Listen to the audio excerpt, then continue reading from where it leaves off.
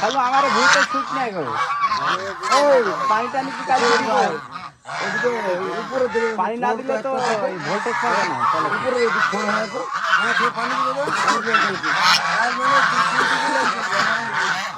অবস্থা ফল ফলে পানি দরকার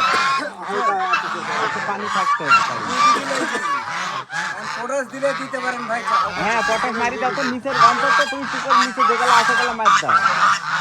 এগুলো কাল মার দাও যেগুলো আছে নিচে মারি দিবা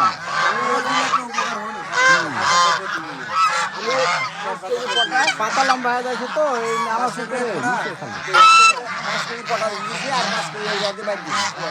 খালো আমার নিচে ইউরিয়া দেওয়া লাগবে না খালি পটাশ এগুলো খালি পটাশ দেওয়া যাবে